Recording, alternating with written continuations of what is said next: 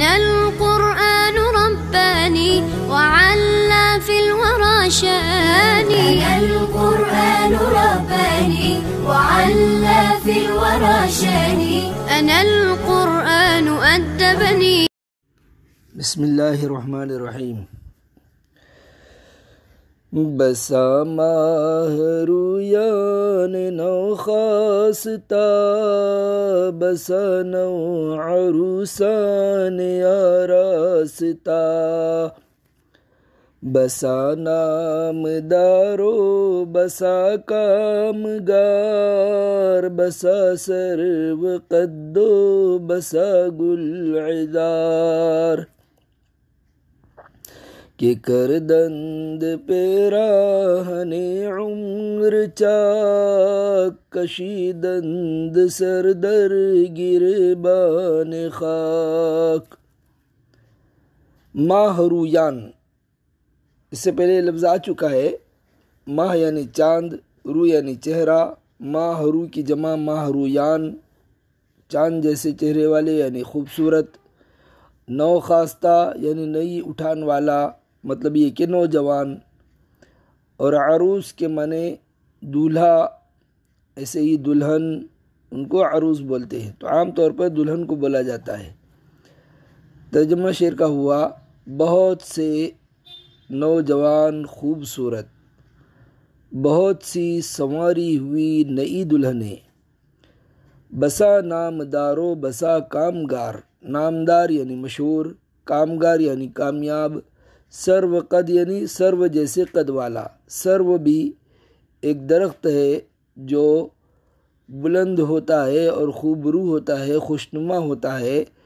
محبوب کو اس کے قد سے تشبیہ دی جاتی ہے. گل عذار، عذار کے معنی رخسار، گال.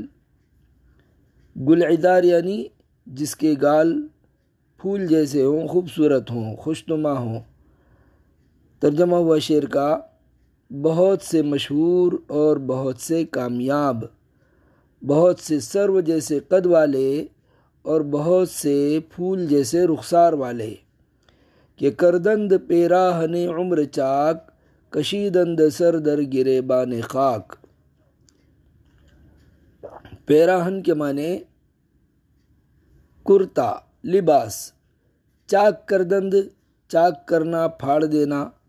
زندگی کا کرتا پھاڑ دیا یعنی موت آ گئی. اور کشیدند سر در گریبان خاک، در گریبان خاک سر کشیدن. خاک کے معنی مٹی. در گریبان خاک، مٹی کے گریبان میں. سر کشیدن، سر ڈال دینا. اور مٹی کے گریبان میں سر ڈالنے کا مطلب دفن ہو جانا. مطلب کیا نکلا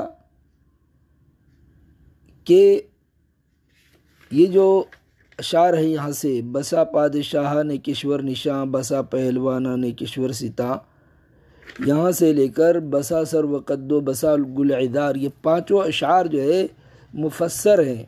اور یہ چھٹا شعر ان کی تفسیر ہے کہ یہ جتنے بھی اپنے اپنے فن میں ماہر گزرے ہیں، سب کو ایک دن موت آ گئی اور سب جو ہے مٹی میں دفن ہو گئے. شعر کا ترجمہ ہے کہ انہوں نے زندگی کا کرتا چاک کر دیا، مٹی کے گریبان میں سر ڈال دیا.